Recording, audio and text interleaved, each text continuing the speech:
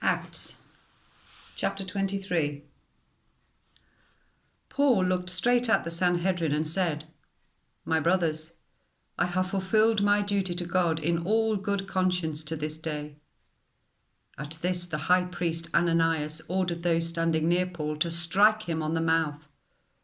Then Paul said to him, "God will strike you, you whitewashed wall. You sit there to judge me according to the law, yet you yourself violate the law by commanding that I be struck."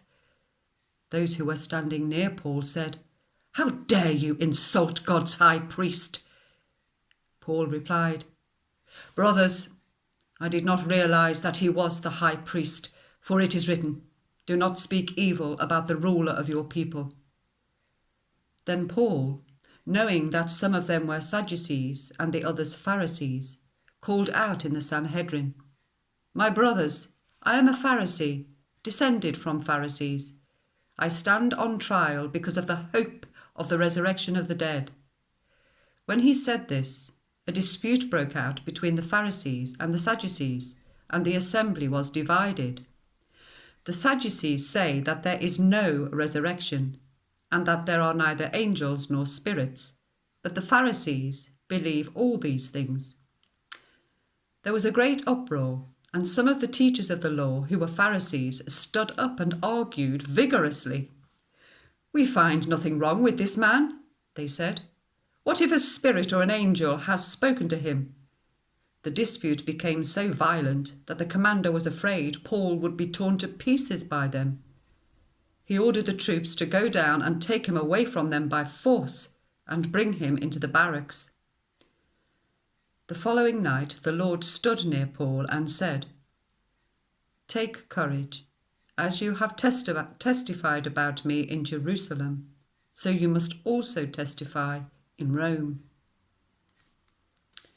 The next morning the Jews formed a conspiracy and bound themselves with an oath not to eat or drink until they had killed Paul. More than 40 men were involved in this plot. They went to the chief priests and the elders and said, "We have taken a solemn oath not to eat anything until we have killed Paul. Now then, you and the Sanhedrin petition the commander to bring him before you, on the pretext of wanting more accurate information about his case. We are ready to kill him before he gets here." But when the son of Paul's sister heard of this plot, he went into the barracks and told Paul. Then Paul called one of the centurions and said, "Take this young man to the commander. He has something to tell him."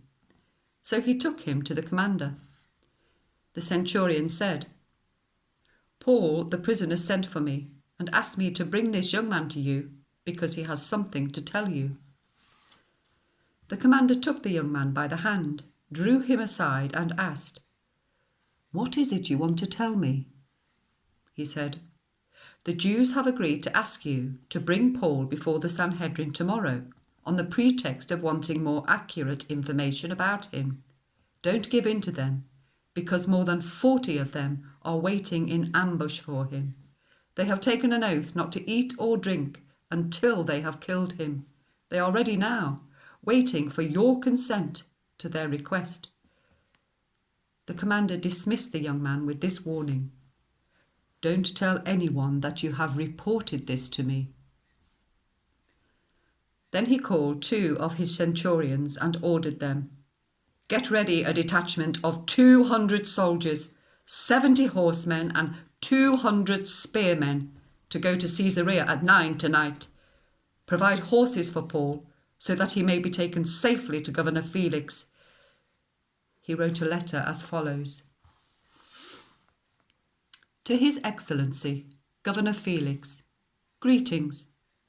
This man was seized by the Jews and they were about to kill him. But I came with my troops and rescued him, for I had learned that he is a Roman citizen.